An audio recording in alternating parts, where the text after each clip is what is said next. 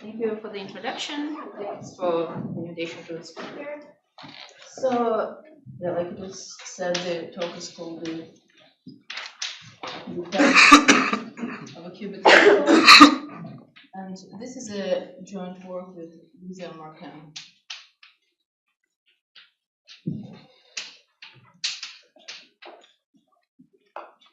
Joint work in progress.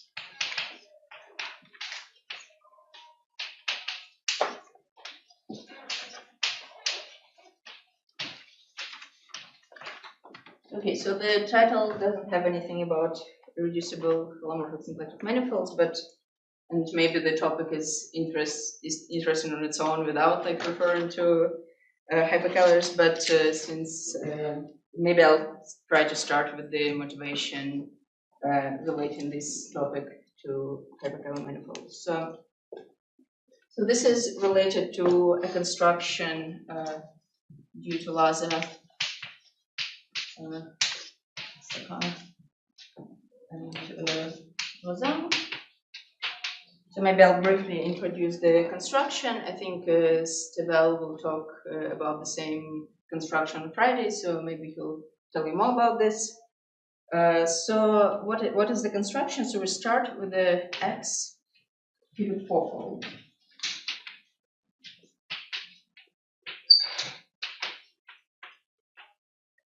Smooth.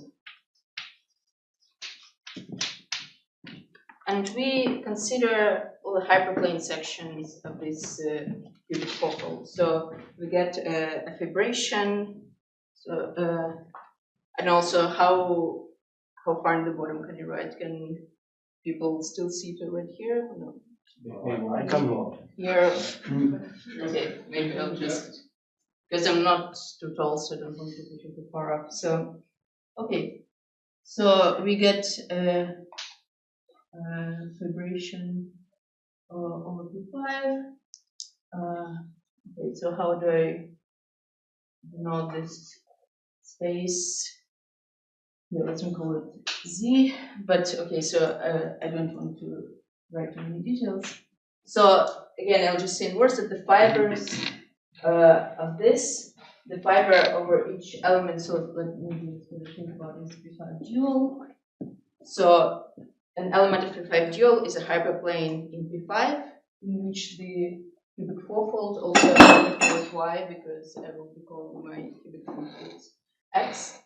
So the fiber is a cubic threefold, and but of course, even though we started with the smooth thing, not all the hyperplane sections are going to be smooth. So some of this cubic threefolds in the fibers are similar. So what do Laza, Saccà, and Voisin do? They consider, so again, let's look at this P5 dual. And there's a locus U of smooth that corresponds to smooth to points fibers over which are smooth cubic threefolds. And over this thing, we can construct a relative Jacobian. So we relative intermediate Jacobian. So for each cubic threefold, we get we look at H21 of cubic threefold X. Threefold. We can consider an intermediate Jacobian H21X over H3X. Right? So this is something 5-dimensional. So over each point here, we get a 5-dimensional abelian variety. But again, we can only do this for smooth things, and the question is whether you can compactify this or not. And so for a general, whatever that means, cubic fourfold, Laza, Saccà, and Voisin prove that you can compactify and get a Hyperkähler manifold. So you actually, but you can, let's see, J bar. So this is, and this has already 10 type.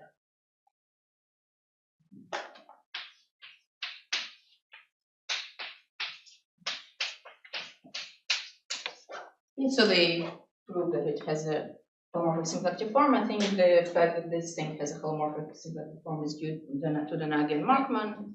And then for completion, it's Laza, Saccà and Voisin. The general one. Yeah. Yes, I did in words, but I didn't write it. So why, for their work, why should be general? And they have like certain assumptions on singularities, and they have certain assumptions on the Miller number of singularities, and so on. So what do, also there's a work by just Julia Elon, and she proves that you can actually compactify for any cubic fourfold, but kind of the explicit construction from the paper of Laza, Saccà and Voisin doesn't necessarily apply.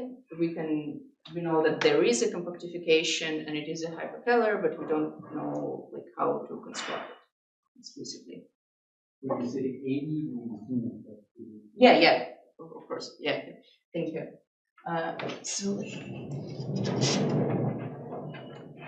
So this is the construction.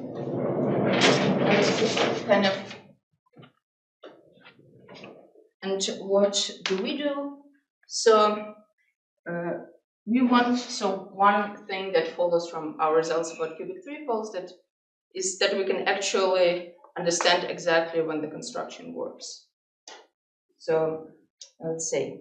So maybe I'll, before I state our results, I mention also some results of Brosnan. So Brosnan, after that paper came out, Brosnan wrote a note that kind of made some comments on the construction, namely, okay, so for now, so X will always be a threefold. So if I look at a cubic threefold X, we define the defect of X, sigma X.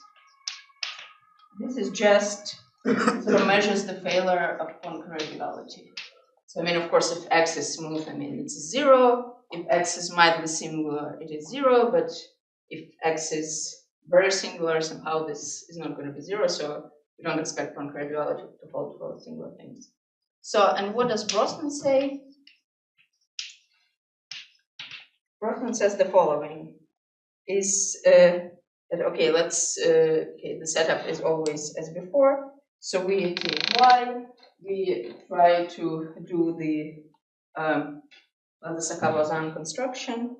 So, and we suppose that X. So what do we suppose that the fiber of the construction over H in B5 dual is irreducible, then the X, which is the intersection of H and Y, so he calls it palindromic. So I didn't start my sentence very well, but okay, so for such X, sigma of X is equal to 0. So the defect is 0. So maybe if anyone read my abstract, maybe I didn't phrase it very well in the sense that I said that there are Brosnan obstructions, but and if we know that if the construction, from the result of Brosnan, we know that if the construction works, then the defect is of every hyperplane section is 0, but we do not really know, like, what if it doesn't always work if the defect is 0. What do you mean the construction works? So what's the assumption? So by the construction works, I mean, so in the paper, so they do the construction certain steps and they make certain assumptions, and so this is kind of a necessary condition for everything to go through. So in particular, so maybe I'm not the biggest expert here on the construction, but kind of Brosnan points out that the essential thing for the approach to work is to have irreducible fibers. And in kind of here, okay, so the claim says that the fiber over this is irreducible, then the defect is 0. So kind of maybe Laza and Voisin don't say it explicitly, but it kind of hidden in their proofs that the fibers, kind of, if the construction works, we get irreducible fibers. Okay, that's the question. Okay, all right. So, and what do we do? So, so our main statement is again about cubic threefolds, but kind of what is the corollary in this setting? Our corollary is that we prove the converse to Brosnan. So, we prove that if the construction goes through, so we can compactify in the way that Saccà and Voisin do, and we get something with reducible fibers. If we assume that the defect is 0, then the construction go through and we get something with irreducible fibers. So, kind of corollary from the theorem that I haven't stated yet is that if sigma x equals 0 for every h in P5 dual, again, the setup is before. So then LSV group.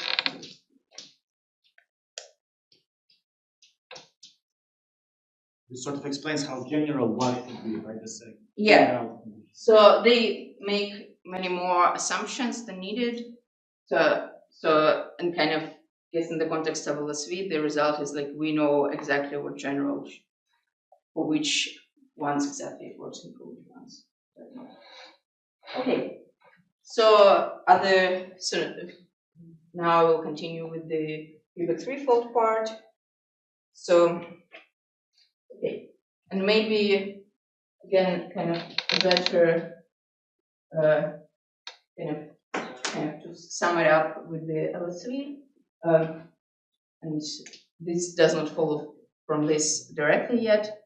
So LSV works if and only if Y does not contain a plane or rational manifold.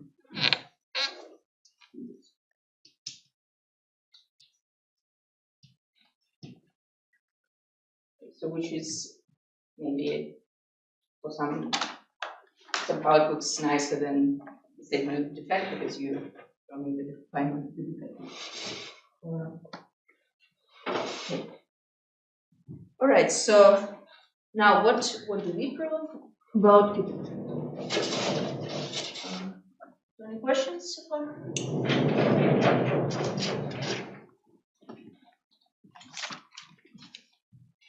What's the hardset divisor of the right trinomial cubic form? Say it again.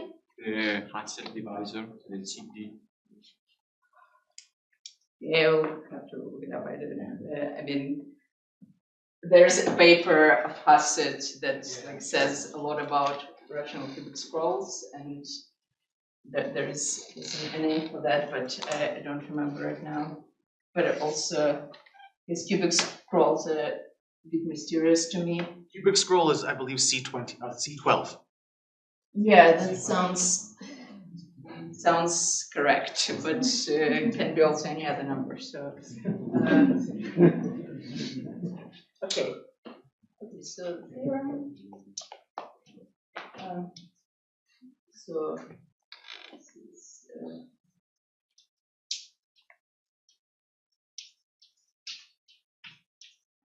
So now so from now on we just assume that X is a cubic threefold 4 with only isolated singularities. Just a remark that if you take a hyperplane section of a smooth cubic fourfold, you can only get something with isolated singularities. It means a straightforward computation, so you can check. And then the following are equivalent.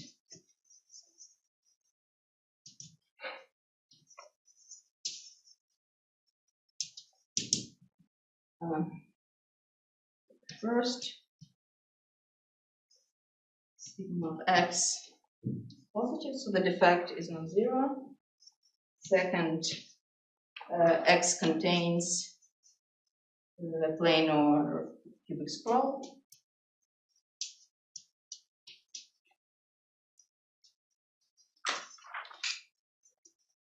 By scroll, I mean a cubic normal rational.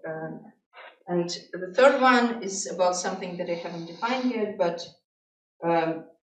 x does not have a very good line.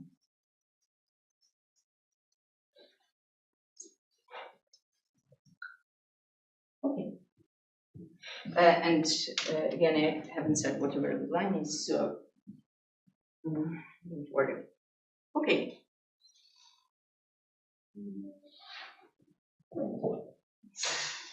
So again, just a few comments. So like I said, scrolls a bit mysterious, but for example, in the context of cubic threefolds, I think it's from work of Hausdorff and yes, maybe Dolgochev and Chinkel, like maybe in some combinations of those people. There's a result that says that it's basically equivalent to having 6 nodes. So yeah, so this is not too many cases. Yeah, question? Sorry, maybe this is a little elementary, but is these conditions that do they imply the second one that the threefold rational? So the threefold, any singular cubic threefold. Oh, and they're singular, of course. The defect is bigger than this. Yeah. Okay, thank you. Yeah. Good. So, sorry, too elementary. That's what I thought. yeah. So okay, and another small comment. So for I mean, I don't think I will be actually have time to prove anything, but just sort of in some of these proofs work if we assume something about singularities. So there's an invariant of a singularity called corank, and so they can, for cubic threefolds, the biggest corank possible is 4. Kind of singularities corank 3 and 4 are kind of really bad. So you can only have one such bad singularity and no other singularities. And I mean, everything is still fine, but we need to consider them separately. And maybe I guess they still will fit in this statement, but maybe I want to double check before making such a claim. So let's assume that singularities of corank 1 and only of corank 1 and 2, whatever that means. For example, all the ED singularities are like that. So. Okay.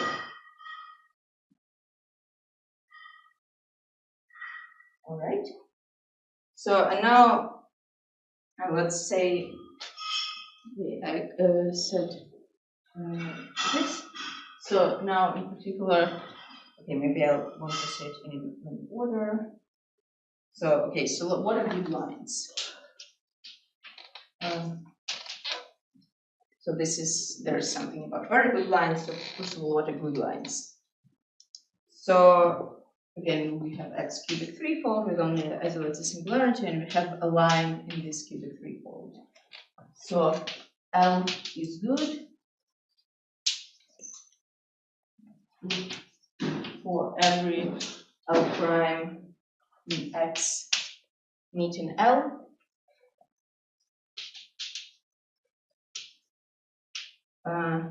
The planes spanned by L and L prime. That's X. These are 3 distinct lines.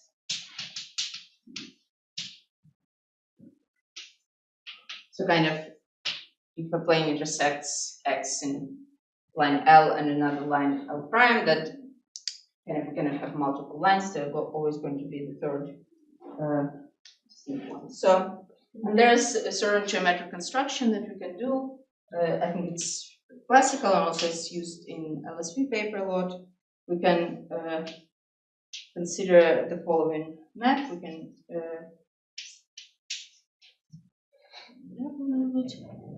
so we can consider blow up of X along L and project it onto P2. How do we do that? We take one point on X, we draw a plane through L and this point, and we get something in P2. So P2 maybe sits in P4. Okay, and there's this DL in P2. This is the discriminant locus. And this is a plane quintic. This is a computation, so this is maybe not obvious if you just look at it. But this is a plane quintic in P2,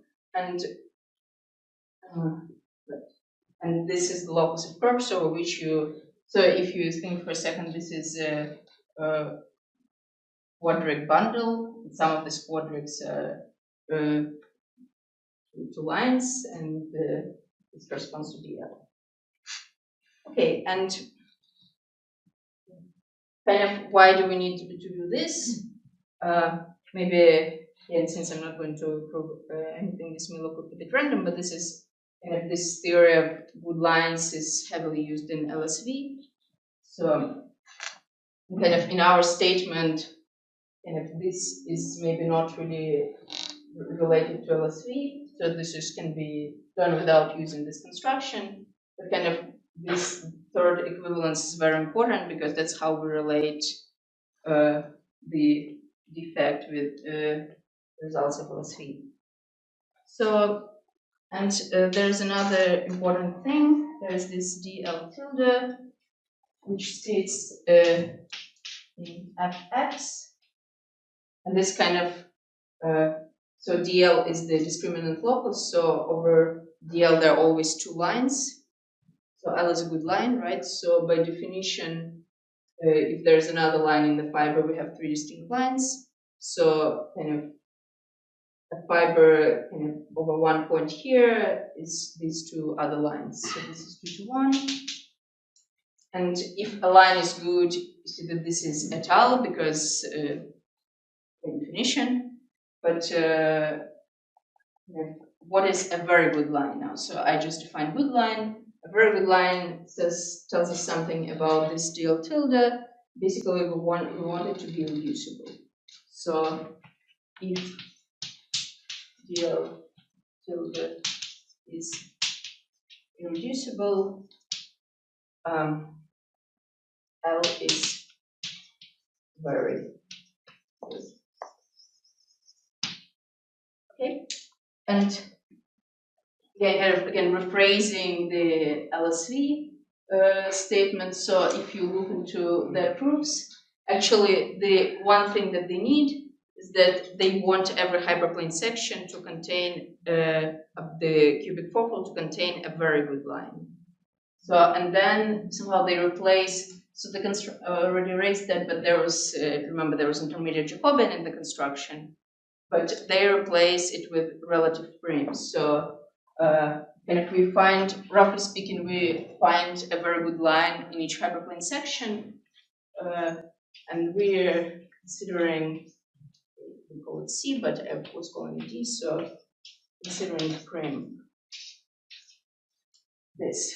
And kind of this works nicely if the line is very good, because things may not be smooth, but at least this is reducible, so somehow you can carry out the construction. Okay, so that's why they care about very good lines. And now maybe I will phrase the corollary. So we showed that these are equivalent, and I just said in words that essentially LSV works if and only if every hyperplane section has a very good line. So we got a theorem because it's a direct implication of these two statements.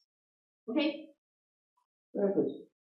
So this is a converse of Brosnan, and maybe in the next couple of minutes, maybe I'll just say a few words about the ideas. So this equivalence and this, so for example, about this equivalence, so this is nothing, I mean, in some ways nothing new, so, but for me it was also the most annoying part, but it's basically what you need to do, you need to read LSV very carefully and adapt their proofs so that everything works out. But another important maybe remark, which is also not obvious from this picture, and it's a bit more obvious from another geometric picture that I don't have time for, but this is equivalent to the Panna variety of lines of X being irreducible. And kind of in LSV, they use a lot things about very good lines and about Panna varieties of lines being irreducible. So this is maybe just, in some senses, already contained in LSV. And what about this part? So this part is a bit more elementary geometric. So and this is this is LSV. Well, not exactly, but in spirit. And what about this thing? So this thing heavily relies on classification of singularities of cubic threefolds.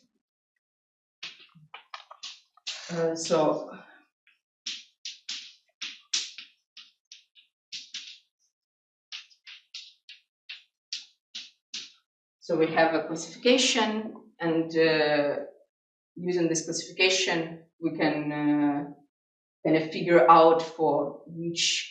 So they're like, I mean, of course, you don't have to go over all the cases. There are shortcuts, but there are like 204 possible cases of combinations of singularities and cubic threefolds, and kind of the important part is you understand the geometry. So maybe I'll just say really quickly, because probably a lot of people know it. You can, instead of projecting from a line, you can project from a point. So you take a singular point, and you kind of get a 2-3 complete resection curves that parameterizes the lines that are contained in X and pass through this point. And kind of, it is really, if you're given a combination of singularities, it's really easy to see what the geometry of this 2-3 complete intersection is. So there's a very clear relation. And then, I mean, if you know that, then also it's, in some cases, it's really easy to see that there's a plane because this curve is reducible and contains a line and stuff like that. So it's very like elementary geometric. So one direction is easy, right? 2 implies 1 is easy because you have a divisor which is not continuous. I mean, I guess so. I did it like we did it a bit more elementary because if it contains a scroll, then it's Hassett and Chinko or something that it's just has 6 nodes. And if it contains a plane, you can write an equation explicitly and do that. But probably what you're saying and is 1 implies 2 is difficult. Right? The 1 implies 2 is more difficult. So this is like a 5-line argument. Maybe your argument is 1-line argument, but this one is relies on the classification. Okay, and the argument works with the plane contains the singularities. So the plane contains the singularities. Or some. But yeah, so yeah, I think if you have a plane, then the singularity there should be singularities contained in it. Yeah, there are always at least 4 singularities. Yeah. In general. Yeah. But often in this case, positive defect just means it's not factorial, right? Because we look at B4 and B2, one of them is like 1, and the other is 1 or bigger. It's about whether it's factorial or not factorial. And so you have a divisor which is not Cartier, that's not factorial. Okay. But again, kind of so this is going to be the last thing. I said like there's always one last thing, but okay, so maybe the last thing I actually say is that for me, kind of how do I view defect? So again, that's like again, you said it's like it measures factoriality somehow, but one way to look at it, so we have this 2, 3, okay, you have singularity P, you have this 2, 3 complete intersection curve, which I didn't define, but just mentioned. And the defect is related to the number of components of this curve. So if you only have an singularities, if P is an, then the defect is just the number, so sigma is the number of components. Let's see. And if you have, if P is corank 2, which is essentially only an, just only an of corank 1. So if P is corank 2, then it's the number of components of C minus 2. So this again is easily seen from this other geometric picture. Okay, so I went a bit over time, so I'll stop here.